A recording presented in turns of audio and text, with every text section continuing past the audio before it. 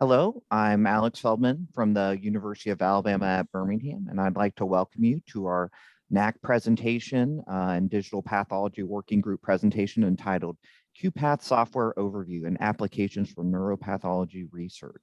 We have a great lineup today. We have Dr. Chkheidze from University of Alabama, ADRC Neuropathology Core Associate Leader and Assistant Professor of Pathology, and Dr. Tom Pearce, Assistant Professor of Pathology and affiliated with the ADRC Neuropathology Core at University of Pittsburgh, who will be doing an overview of QuPath, and together they will be doing some demonstrations of QuPath. And then we will end also with our panelists, Dr. Aivi Nguyen, Assistant Professor of Pathology and affiliated with the ADRC Neuropathology Core at Mayo University in Rochester, Minnesota, and Dr. Dave Irwin, Assistant Professor of Neuropathology and affiliated with the ADRC Neuropathology and Clinical Cores at the University of Alabama, and PI of Penn Digital Neuropathology Laboratory. And finally, Dr. Dan Ohm, Postdoctoral Fellow at the University of Pennsylvania in the Penn Digital Neuropathology Laboratory. Just a quick note, feel free to use the chat for comments, but if you wouldn't mind, please use the Q&A functionality to put in your questions and answers. And with that, let's get started.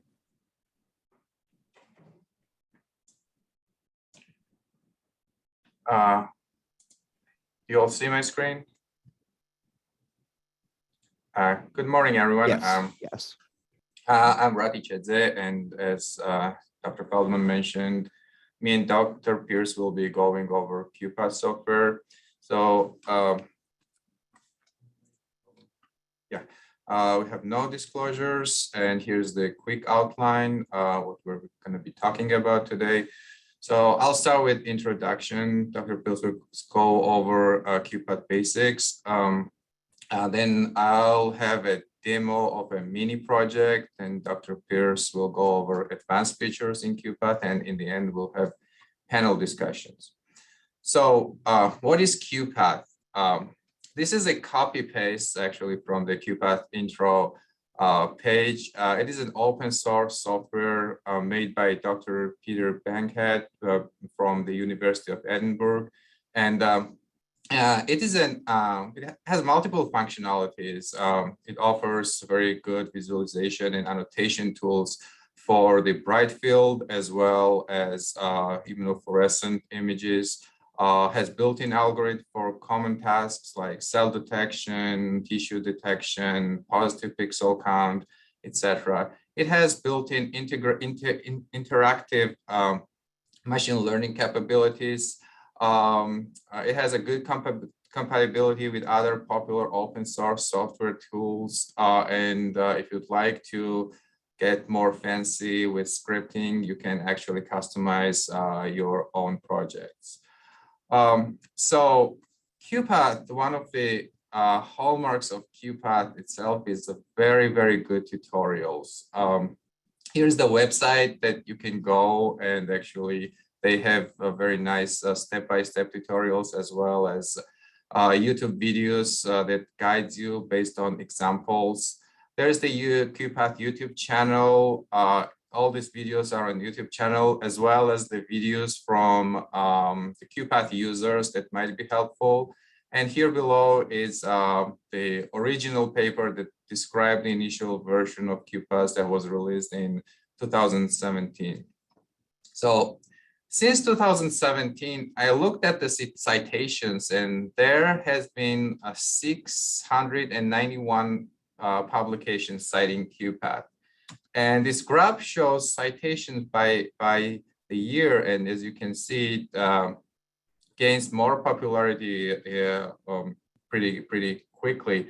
I looked at the site, I skimmed quickly through the titles of all these almost 700 papers and tried to categorize the research. And you probably are not surprised to see that most of those citations, almost 60%, were coming from cancer research. And I specifically looked at neurodegenerative research, since this webinar series mainly focuses on neurodegenerative research, and it was only 2% of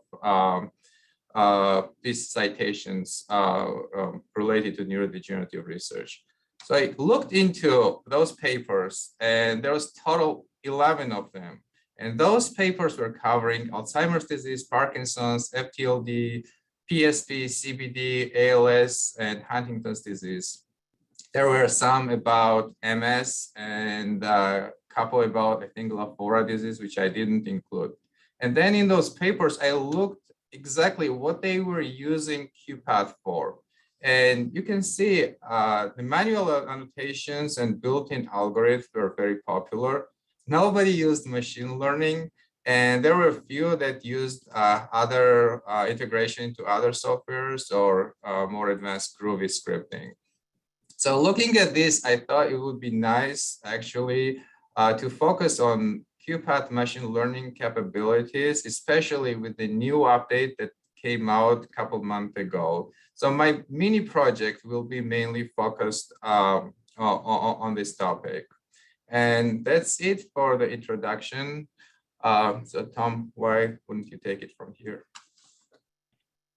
All right, thanks, Rati. Oh, I cannot start screen sharing, so Okay. You should stop sharing. Okay, let's go screen share. Screen one. All right, so full disclosure, when we were setting up for this series and signing up for topics, many months ago, I had used QuPath recently and volunteered to present. And since then, I've actually sort of moved away from QuPath. And then 3.0 or 0.3.0 just came out, and I sort of started scrambling to figure out how I could get back into this in a useful way for the presentation. So I downloaded it, I started playing around with it, and in preparation for this, I actually uninstalled it. So I do not have QuPath 0.3.0 installed at all. But if we just go to Google and search for QuPath, the very top search result here brings you to the QuPath homepage, and you have your download buttons. So I'll just go ahead and download the QuPath installer here. A couple hundred megabytes, should take just a few seconds. In the meantime, on my desktop here, I just created an empty folder to install QuPath into, and set up a demo folder with a few example whole slide images, and we'll just play around with QuPath. We'll go ahead and launch the installer here. Since this is not an official application on like the Windows App Store, it's telling me it won't run it. So you just have to say more info and run anyway. And once the installer pops up, the install process takes just a couple of seconds. So I'm just going to change my directory to this folder on my desktop here. And we are about up and running. All right, so QuPath automatically installed itself with icons on the desktop here. So we can launch our command or launch our GUI by double clicking the icon. And here is our GUI, our graphical user interface here. So a couple ways to get started. One thing you can do, and I'm going to show you what not to do first, because I do this every time I get back into QuPath, is you just go, all right, well, I don't really want to deal with creating a project or anything. I just want to open a whole slide image. So I'll come to my desktop where my demo project is and my whole slide image list, and go ahead and click on one and import it. The first thing it wants you to do is set what kind of image it is. I don't know if any of the panelists have anything to say about this, but I have not found that setting that makes anything work particularly better or worse, but there might be some details about that process that actually changes things. I always try to set it appropriately for H&E or DAB, but I'm not sure it makes a huge difference. So now we have a whole slide image up here. We can sort of navigate as we're used to, zoom all the way in. We have a nice, this is an A beta stained slide, so we have a nice diffuse plaque. We have cortex and white matter. And one of the first things I always start playing around with is, what are the different annotation types that we can do here and define regions of interest? So your annotation tools are in this toolbar in the top left. You can create rectangles, circles or ovals, polygons by point, click, double-clicking finishes. The polygon tool can also draw more complex regions by pressing and holding while dragging. So this is getting a little polluted already as I'm going around here. So how do I get rid of these? You can select it and just hit the delete button on your keyboard to delete them. Or here in the left panel, if you click on the annotation button, you get a list of the annotations that are active. And you can name them, but you can also just see the shape of the annotation, which is sort of useful for picking them if you don't have a lot. And you can, I'm going to just select all and delete these and sort of reset the image back to the start. Some of the nice annotation tools beyond just the polygon tool, which is okay, there's a brush tool, which allows you to quickly sort of fill in large areas that you care about. Or the magic wand tool, which sort of, as you click and drag across the screen, will look for pixels that are similar to the nearby area and fill in with a more complex border than the brush tool. So you can sort of just brush around, say, the deep cortical layer here, and you can see it's sort of picking out the gray-white junction automatically and also avoiding the pixels that have the positive immunostaining for the most part. So you can sort of quickly annotate regions of interest, but it's not perfect. But it's still a handy way to go about making annotations.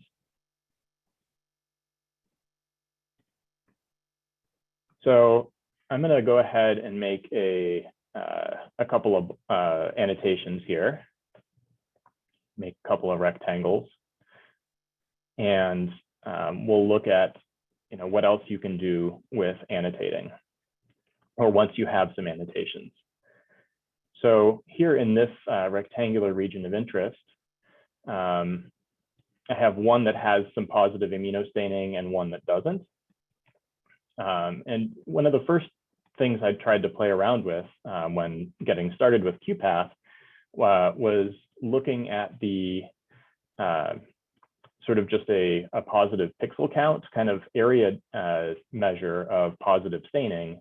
And an easy way to do this in QuPath is to do what is called create a thresholder. So in the classification menu, you have object and pixel classifiers. And pixel classification is what we'll do here. And a thresholder is just a simple version of a pixel classifier. So in creating a thresholder, you basically get to pick your resolution. And we can look at different resolutions here, but for trying to get these plaques classified at a pretty high resolution, we'll go to 0.5 micron per pixel. We'll pick our DAB channel, and we'll set our categories for above the threshold as positive and below the threshold as negative. And my threshold is 0, so everything is above the threshold. But then as we start to increase the threshold, we can see that it's now picking out the regions that are positive by DAB. Of course, blue and purple here are, or red and purple are kind of hard to see. So we'll just use the slider here and turn down the opacity of our classifier channel. And we can see at this threshold, it's doing a reasonable job of picking out positive pixels. But some of the nuclear intense staining areas are also being called positive at this threshold. If we increase it further, we're missing some of our positive immunostaining, and it's still picking up some nuclei. So it's not positive, but it's not bad, and it's very easy to get this far. And here's why I made a mistake starting out, is now I want to create measurements from this thresholder. But all of my buttons here are grayed out. And why is this? Well, click around. Oh, this button works. So it says save prediction image. It won't let me do it. And it says enable button for unsaved classifiers. So now I can measure, and I can measure on the annotations, but it's not letting me save my classifier, and it's making me go through extra steps to actually do that. So I'm going to close that window. And now if we click on the annotations here, we can see we have values that it gave us for positive area percentage, negative area percentage. And let's just compare the two regions. One that had some positive IHC staining here. If we click on this one, it highlights it in yellow. That shows the active region here. And in the details, we have our positive area percent of 7.3%. In comparison, down in this area with no real visible immunostaining, we have only 0.24% of pixels that were classified as positive. So it worked, but it's not ideal. And it's not ideal because I can't save any of this, and I can't save my classifier. And why is that? Well, the reason is because I didn't create a project. So what is that? The problem with not creating a project is there's no way to save anything. So I'm going to just close out a QuPath. I'm not going to bother saving anything because it won't even let me. I will just relaunch it. And this time, I'm going to start by creating a project.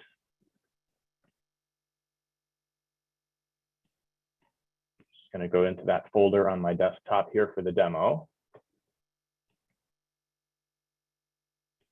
And it says it has to be empty. So I'll go into demo and I'll create a new directory. And I'll call it project, and I'll select my empty directory. And what happened in that folder? Nothing. It's still empty. All right. That's going to change though. So now that we have a project, we can create some images. So instead of picking images one at a time through the open dialog over here, you can also just drag and drop from a window on your file browser. So I'm going to grab all of these images, drag them in, and import all of them. And we've pulled in 4 images. And it's going to want me to set the image type for each of them. I'll just go ahead and save the project. All right, coming back to our file browser, in the project folder here, we now have a QuPath project file, which we can use to save and reload to. And it creates data folders for each of the images that's in there, and a classifier folder as well. So now, if I create an annotation and go ahead and make a thresholder here, go through the same process quickly that we did before.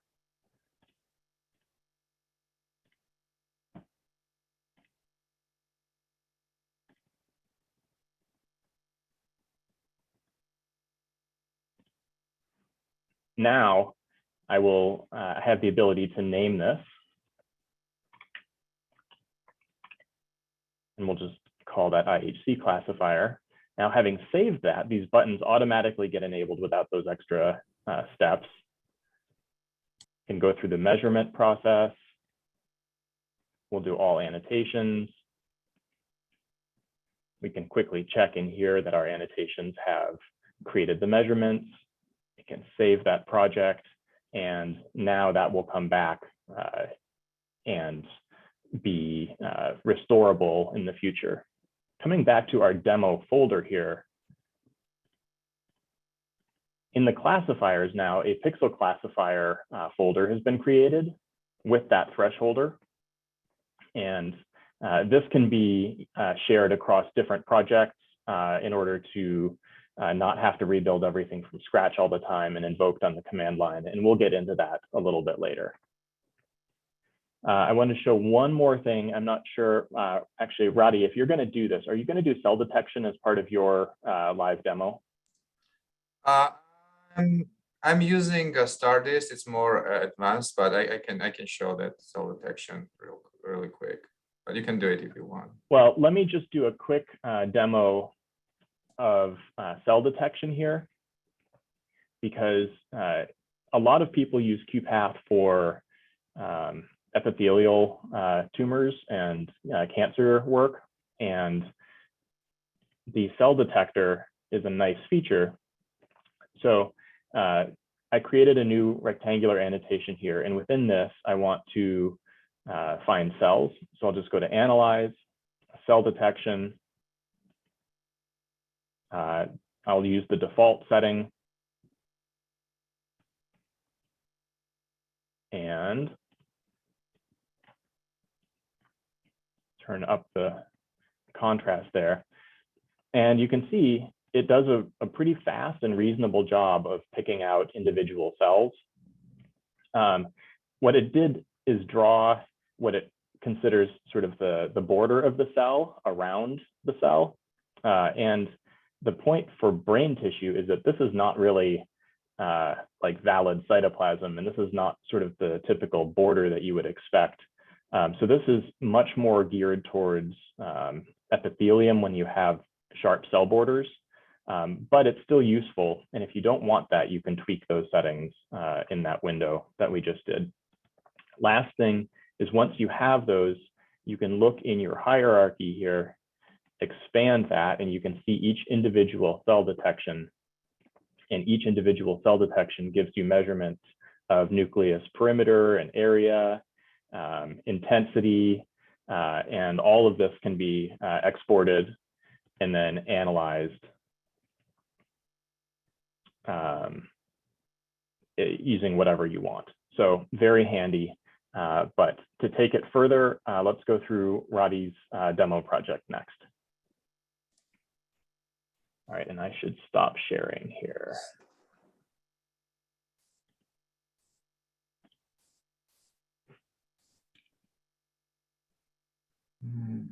Alex, I think you're muted. I am muted. There was a quick question, Tom. Can you delete cells that are part of the count?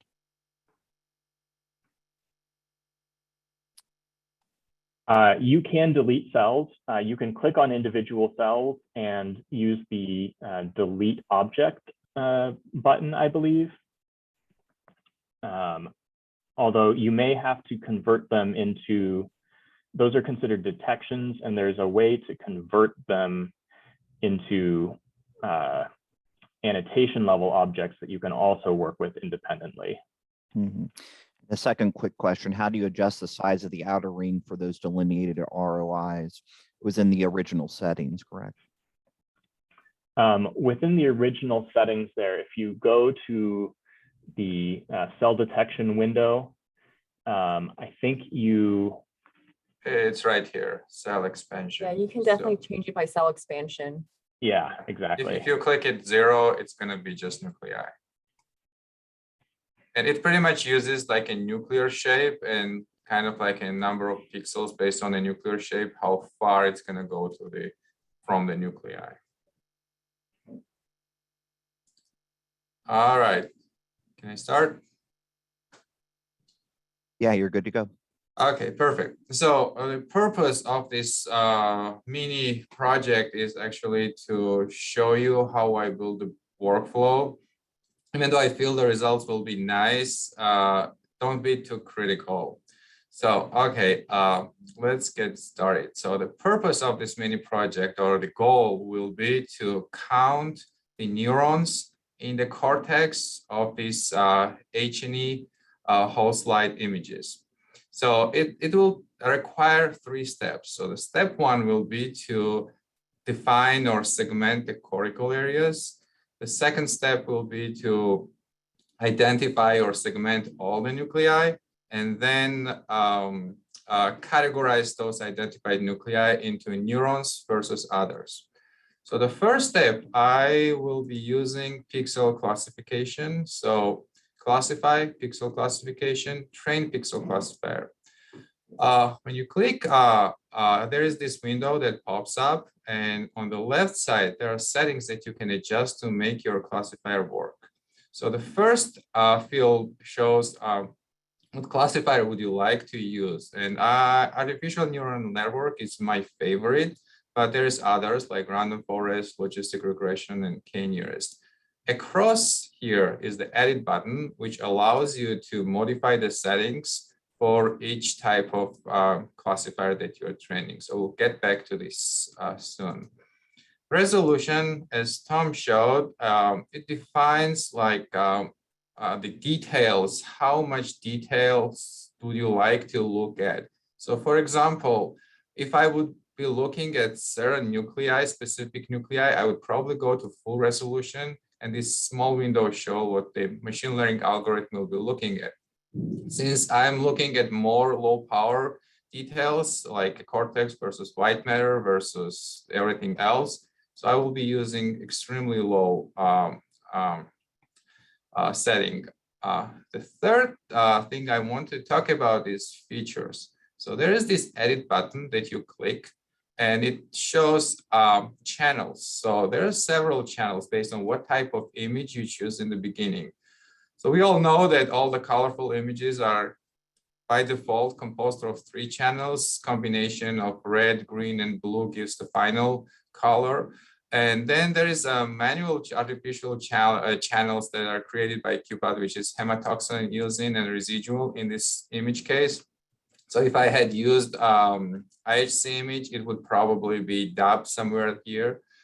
So there is one cool thing with QuPath. So I'm going to select all of the channels and click OK. And this button show will show you how your features look like when you filter them through the channel. So this is the red channel, and it uses like one of the features which I'll be talking about really quickly. But looking at red channel, I mean, there's a little bit of detail. I wish it showed the white matter here. Like looking at the green channel, you see more details. Blue channel, a little bit of distinction, but not the best.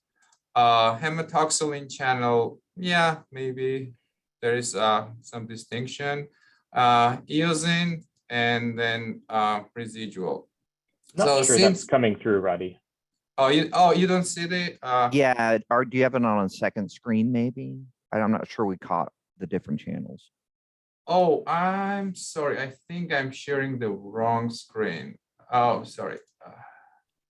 Let's see. Are you sharing the application or your whole desktop? Do you see the application screen? I thought I was going through the application screen. Do you see the application screen now? We see your mouse where it has the application open in the pixel classifier, but we didn't see any of the changing of the channels. Okay. Do you see in like a script editor window? We see nothing at the moment. You've unshared. Oh, okay. Sorry about this.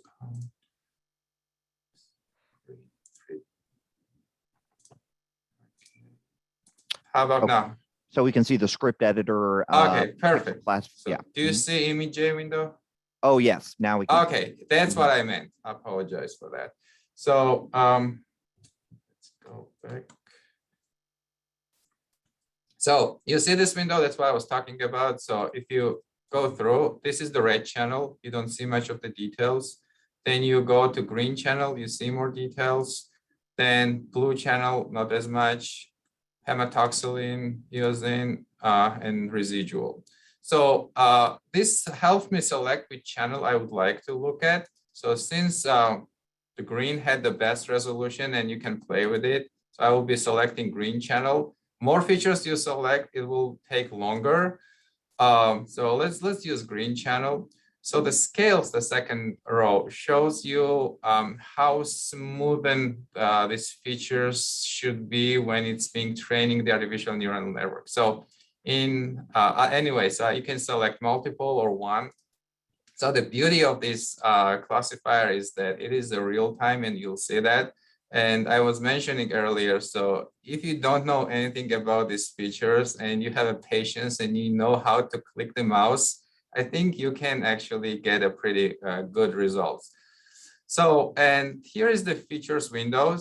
So these features, and I'll show you those features. I'll select all of them and again show in the show button, is the filters that try to amplify certain features on the input images.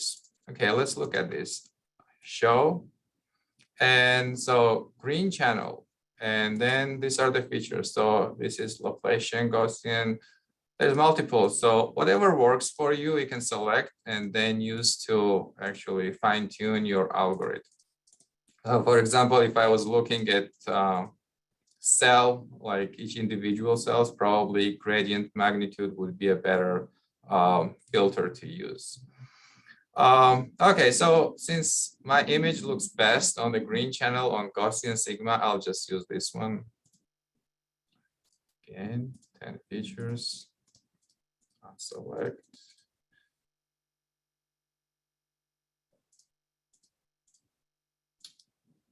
Okay, and next step is to annotate. So I have Cortex here. So I'm going to use brush tool. That's another my favorite tool. I'm going to annotate Cortex. Here is white matter. Oh, the other cool thing about the annotations is that you can put the auto set button. And so whatever class you have selected, it will auto set to that class. For example, I said white matter here. So this is going to be white matter. So I'm going to try to annotate Cortex again. So see white matter became green. And so this is the Cortex is brown. And I'm going to use the third class, like the ignore class. And I'm going to click live prediction.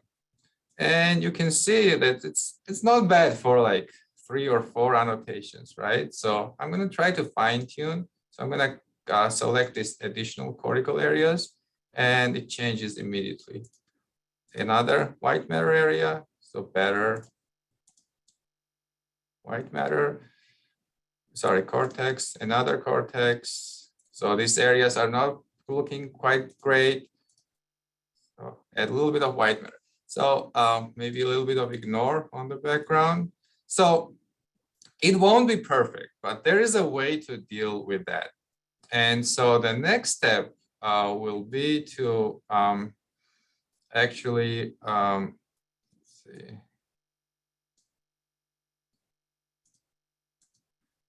Name the classifier, let's say test CTX ESWM white matter, save. And once you save it, you can actually create objects. So my goal here is to create the annotation for Cortex and annotation for white matter, and the ignore will be just ignored.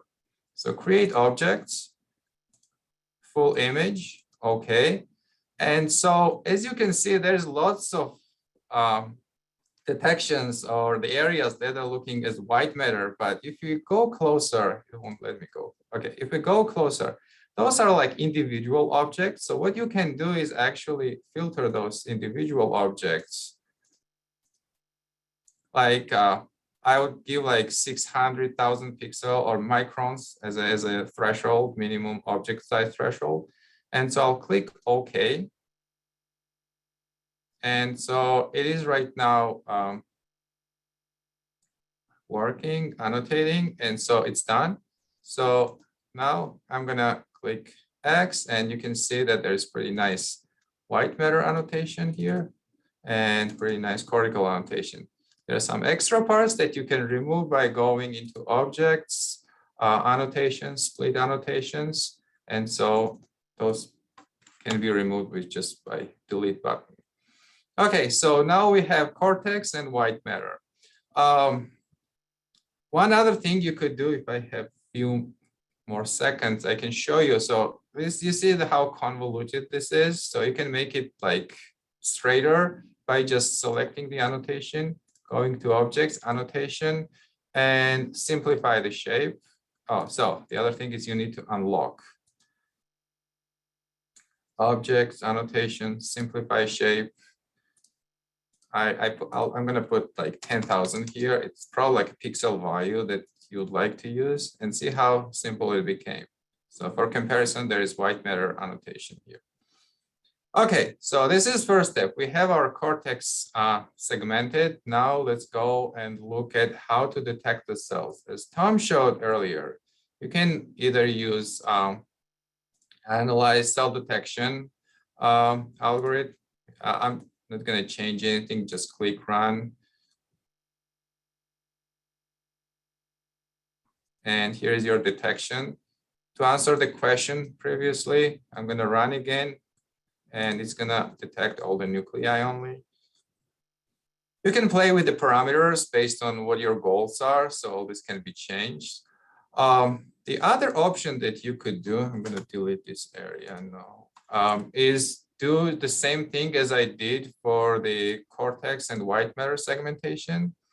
And the other thing you do, which is more advanced but not very hard to do, use this Stardust extension for QuPath, which is already a pre-built convolutional neuronal network for nuclear detection. So you just need to change, like download the classifier, which all these instructions are pretty easily available and easily doable via the tutorials website. And so I'm going to click run, and it's going to run in this area. It's done, so it's going to run.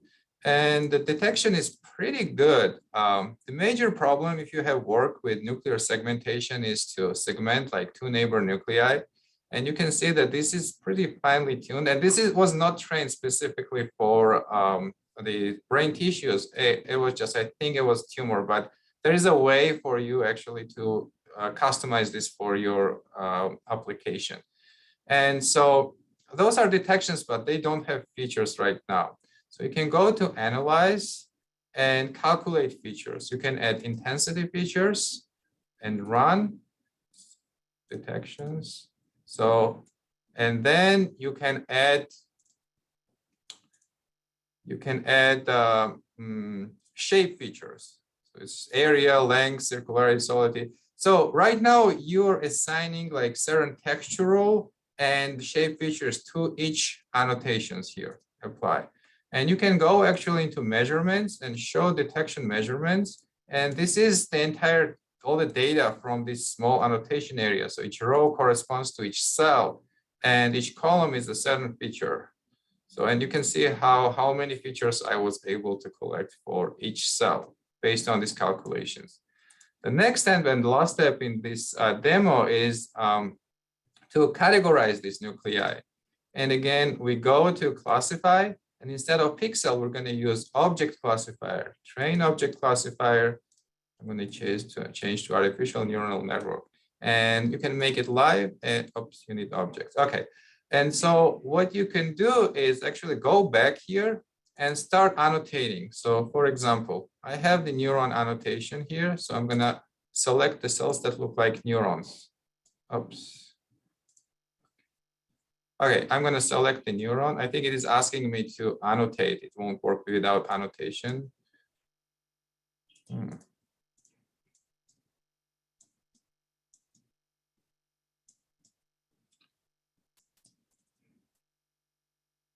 Oops, it's not working for some reason.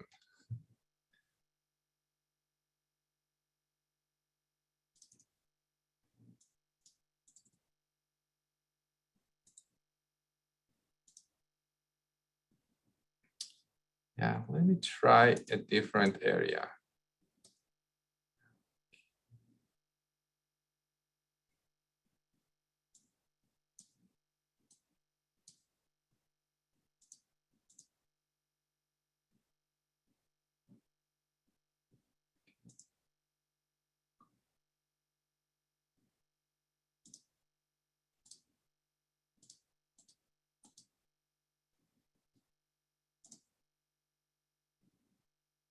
shape features again, select all, apply.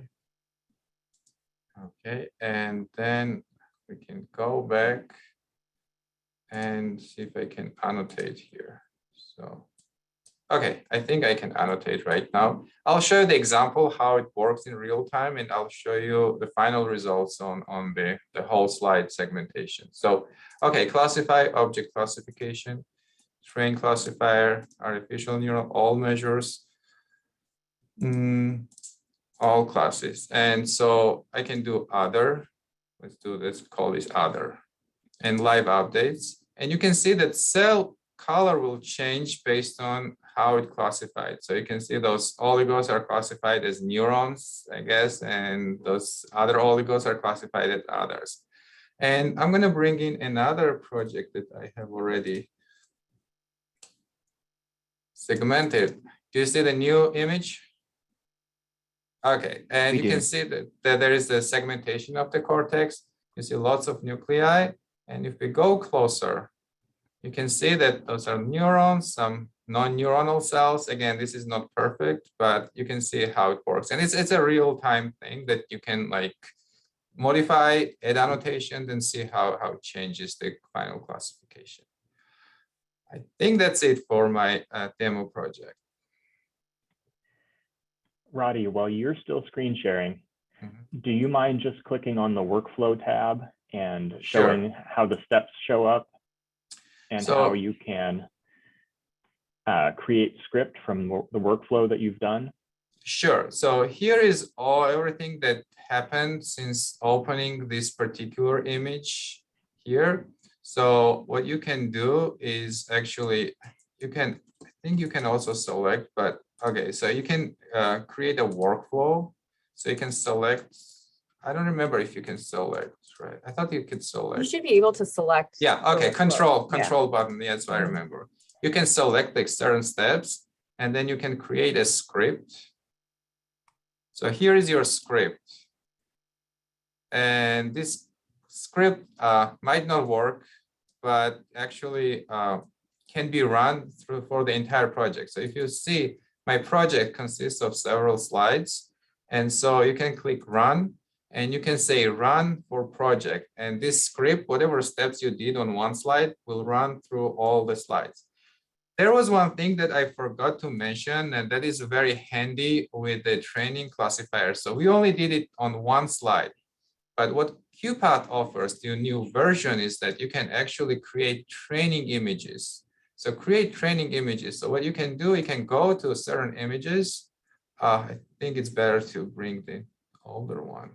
But let's say like, I think I created like a training image, separate class. I can annotate the areas, training image, maybe like in this slide, this area, oops, set class as training image. Okay, let's call this training image again. Then go to another slide.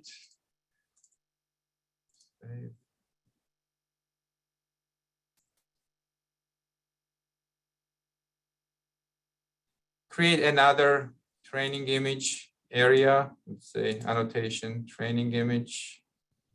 Set class. You need to save those so it's saved in the project, and then you can go to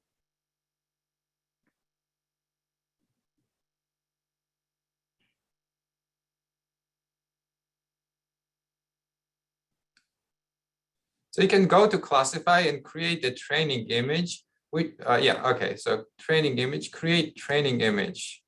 You can select like a training image as a class. And so it will grab all the annotations from all the training image, from all the slides where you have this annotation, and it will create an additional combined image, which is, say, this one, set H&E. Okay, so say you have examples from multiple images so that you can work and train your classifier on multiple images in a single window.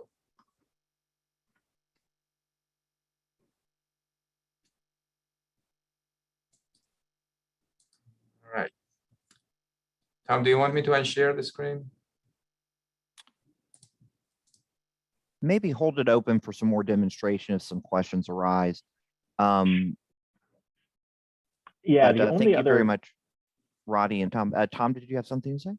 yeah, I was going to say the only other thing that I wanted to mention was that once you've created a script, especially if your script is a clean script that doesn't require user interaction to be doing live annotations, say you have a cortex versus white matter versus other detector like Rati created, you can use your workflow script creator to create a script that does all of those steps and maybe detects all of the cells in both regions. And then there's only one other command you have to add to type in manually at the end of your script, and that can be found on the QuPath docs. But you can save detection measurements or save annotation measurements or both as part of that. And if you save that script, you can, QuPath can be run through the command line without requiring user interaction at all. And so you can run that script from the command line or from Python or from whatever your other language of choice is on an entire directory of images. And you basically, the only coding you have to do is the save step at the very end of this. And I think that Aivi can discuss this process more, but I just wanted to talk about that while we still had the script editor up here. Okay. Yeah, I think we should move on to the panel discussion and hear from our panelists who've used QuPath in their projects. Absolutely. Okay, Rati, if you wouldn't mind sharing your screen, we can always reshare if need be. Okay, so we have a few questions that have arisen and been answered, but just for recording purposes, will the slides be released after the presentation? They will be released after the presentation. That's from Hannah. We answered a few of these questions already by Tom, and then here's one from Luca. What has been your experience working with .czi files on QuPath? Do you find any limitations with compatibility on Windows or with whole slide imaging scenes? Would anyone like to answer that question? I can answer that. So I haven't worked with CZI files, but QuPath uses OpenSlide. And so if the slides can be open in OpenSlide, my understanding is that all the functionalities can be the same as everyone else. Okay, thank you for that. Just a note, Hannah from NACC has posted that the recording will be posted on the NACC YouTube channel, and that link is in the chat. There was another question that was answered by Rati in the Q&A box, and it was how much RAM should be used for QuPath. Rati, do you want to go ahead and answer that? Yeah, so QuPath allows you to allocate like specific amount of your memory based on what your needs are. Whatever detections and annotations you saw, you can imagine that all of those are like coordinates, like for each object, and those need to be saved like separately.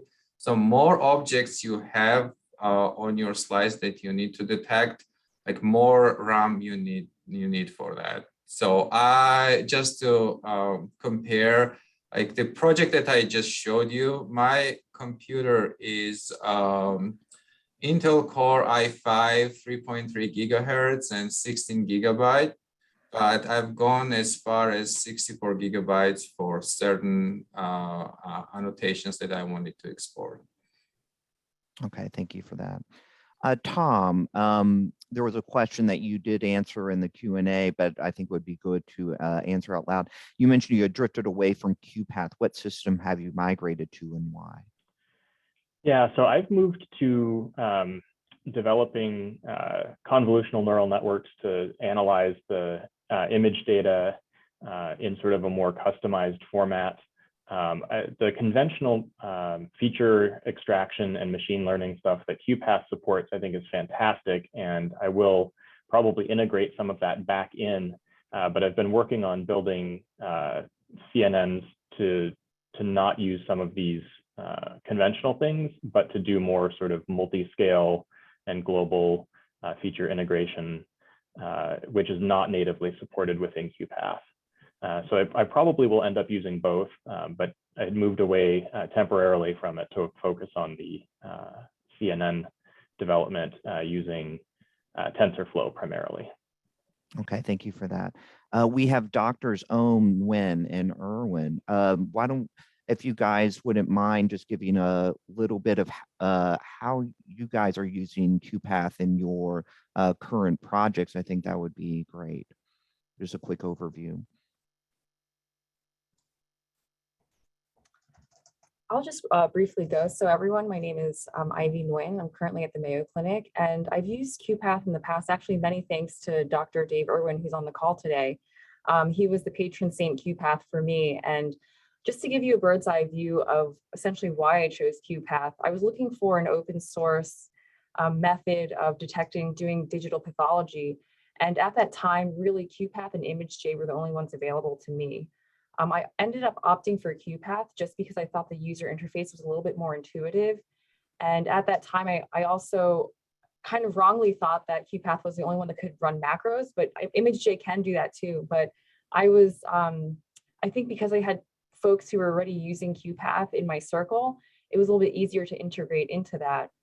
And as someone who's never really, I've used image processing methods in the past, but as someone who's never really coded using that interface, it was incredibly easy. So I also like to proselytize the QuPath a bit because A, it is open source, and B, it's fairly easy to use, and C, if you're willing to sit through a few YouTube tutorials, you can really catch up very quickly with with some of the more sophisticated tools. To be fair, as a disclaimer, I used the 0.2 version of QuPath, and it does update. However, I think with Peter Bankhead's blog, and even with the GitHub account, you can find some of the updates and their explanations.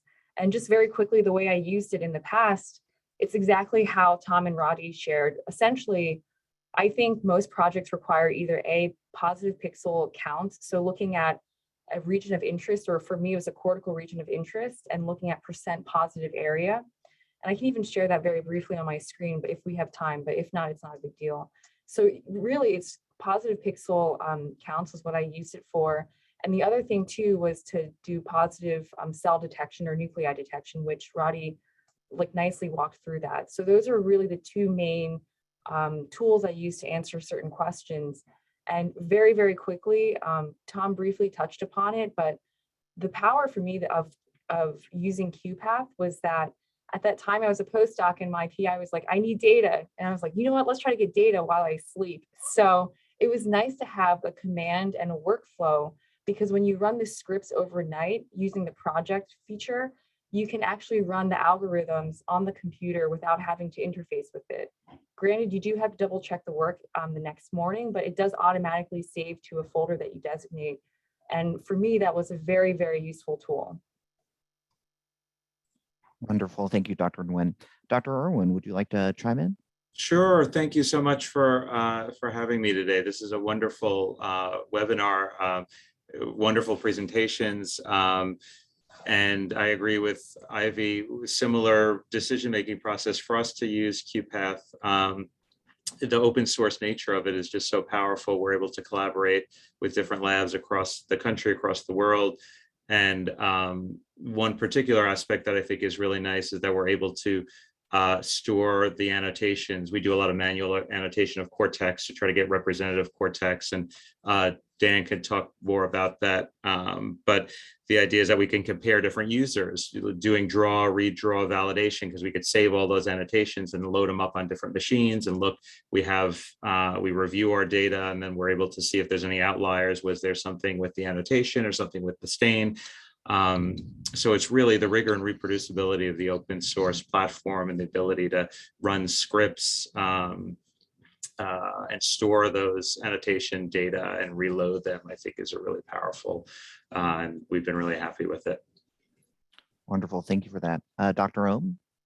Yeah, I want to agree with everybody from Ivy and to Dave, what they were just commenting on, such that we've had great success using this in different projects. In particular, we had a project looking at specific neuron types. And just by using, specialized chromogen of a certain color with the right staining vector, the program does a great job identifying those. And then from there, we, train those positive pixel classifiers that I think Rati and Tom were talking about. And again, it just does an amazing job to detect those pixels of interest, both inside and outside of annotations. And then finally, it's the flexibility. So there's so much automation going on here, but then you could dive right in from the annotations or segmentations that have been created and actually do your own little modifications based on the true anatomy or the marker of interest. So there's a lot of potential here that's been really useful to us. I also wanted to chime into something that Dan said, because he mentioned using different chromogens. And I also want to share that with QuPath, you can do you can analyze doubly stained slides with different chromogens. So if there's like an AP chromogen, like a pink or red chromogen with DAB, it's actually, you can classify them separately and calculate percent areas for those different immunostains. I wanted to pitch in and say something in response to David Irwin talking about the saving of annotations across different users. It's really nice in the open source ethos of this, that it's very easy to export these into interchangeable file formats, especially GeoJSON, that can be loaded into any number of other platforms, including just working with it in Python natively almost. So you don't have to stay within the QuPath ecosystem. You can get interchanged to a lot of other things really easily. And I think that's a big part of the power of this. Okay, we've gotten quite a number of new questions in the past few minutes. IHC stains can vary greatly. Is there a good way to adjust for different background intensities? Who would like to answer that?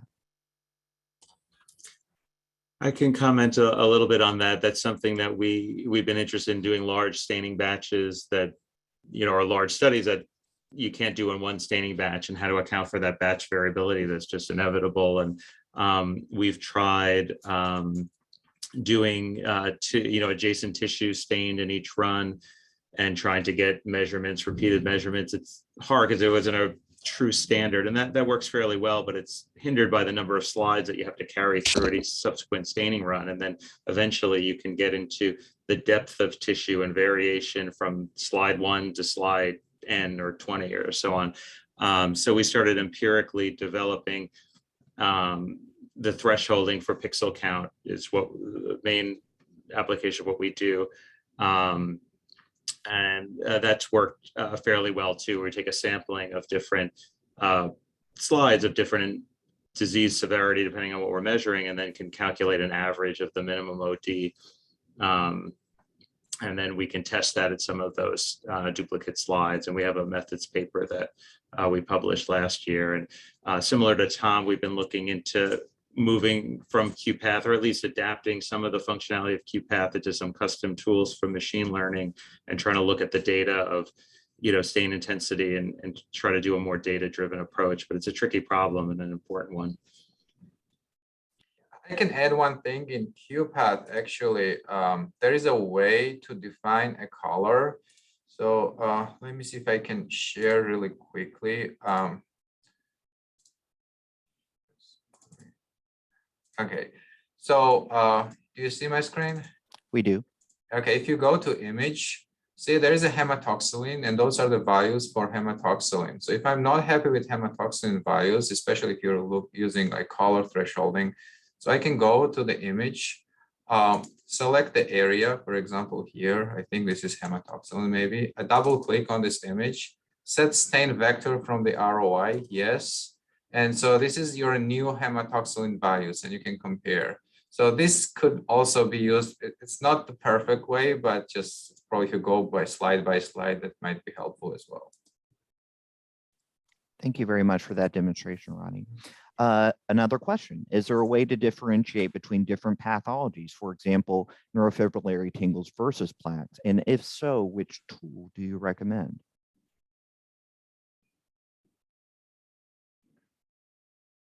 I can answer that because I think we have an ongoing project that looks, and we just use QuPath for annotation because it was an older version. Probably you can develop a workflow. So for example, like each step would be detection of each object separately in QuPath. If you try to use QuPath for that, for example, if you do like just neurofibrillary tangle classifier and then plaque classifier, I haven't personally used the newer version. Older version was not very successful, but with the new updates, it might perform better. But it's probably doable. It depends on what extent of the detail you'd like to use. For example, the hardest part again is to, like as I showed in the nuclear examples, like two neighboring nuclei to separate them. So you have like two neighboring plaques, like how are you gonna separate them? And sometimes if you look at the plaques, especially like, swollen axons, like they look like neurons as shapes. So how would you differentiate? So this is a pretty tricky problem that, requires more complex approaches. And again, QuPath is very powerful, very good, but, they have this statement, like you need to know where you need to stop and look for other options. So if it doesn't work, you probably better go with more complicated options. Okay, thank you for that. Just a note, Dr. Irwin put a link to his methods paper in the chat box. Let's continue with our questions. We just have a few more minutes. Does Apereo have any discernible advantage over QuPath or other open source software for annotation, detection, precision, etc.? As anyone, I know Rati has some strong opinions about Apereo. Would you like to comment on those? I would just say like I prefer QuPath.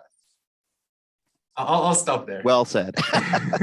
Yeah, the QuPath functionality certainly you have demonstrated, I think, how simple, easy it is to use and how powerful it really is. I will just add one thing to that. I think for those functionalities, annotating, detection, precision, etc. I don't know if there's an advantage that Apereo has, but on our clinical side, one advantage that Apereo has is that some of their algorithms are sort of validated and FDA cleared, so you can use them to develop LDTs a little bit more easily because you're starting from a place where you have that validated algorithm. But from a user interface perspective and from a research perspective, I prefer QuPath. Great point about research versus clinical use. Okay, two more questions that I can see. Does QuPath have any value for fluorescent images as well? I believe there was a fluorescent functionality. Does anyone have any experience with that? Oh yeah, I mean, it is pretty good. Like it's the same way as the bright field. I think they added this functionality like about a year ago, if I'm not wrong, and it is amazing. Wonderful. One question, can we do stereology with QuPath? It kind of seems like the machine learning algorithms kind of do away with having to do quite as much of that stereology. Does anyone have to comment on that? So for stereology, you need Z-stacks, and I have never worked with Z-stacks in QuPath, so I don't know if anybody else has any experience. I have no experience. Yeah, I've never used Z-stacks for QuPath. Yeah, same. We haven't used these Z-stacks. I could see acquiring images or acquiring data across serial sections, but then it's not the truest form of stereology since you don't know the depth of each section. So on the other hand, the algorithm that I showed for cell detection, Stardust, I think there is one that is developed for 3D images, which I have personally never used, but probably there is this functionality somewhere. Okay, so sounds like something to kind of, something Googleable, something, hope maybe there's a YouTube video available on.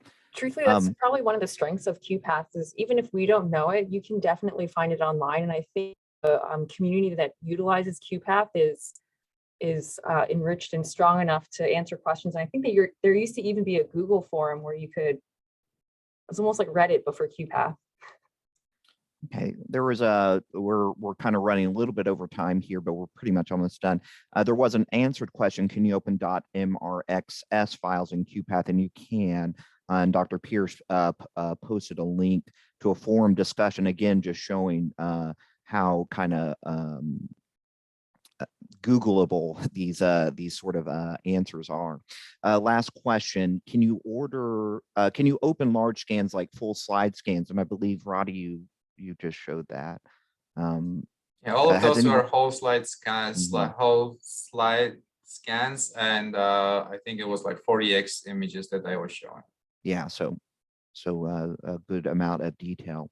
Well, I would like to thank Drs. Chkheidze, Drs. Pearce, Nguyen, Irwin, and Ohm. Thank you guys very much. As Hannah posted in the chat, there is a NACC YouTube channel. Please subscribe, and you will get a notification for the recording, which will be posted next week. Hannah, do you have any parting words?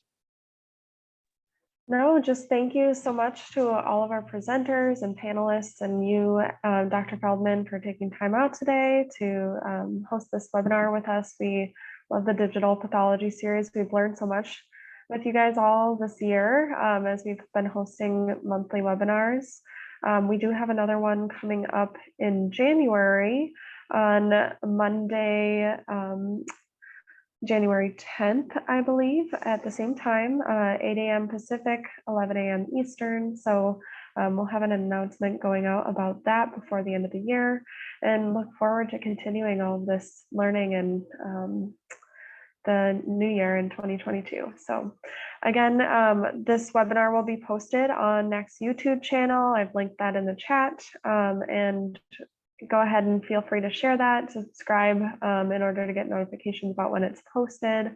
And yeah, continue having a great rest of your week, everyone. And thanks for joining. Thank you to our panelists. Thank you for attending. Thank you. Thank you. Thank you.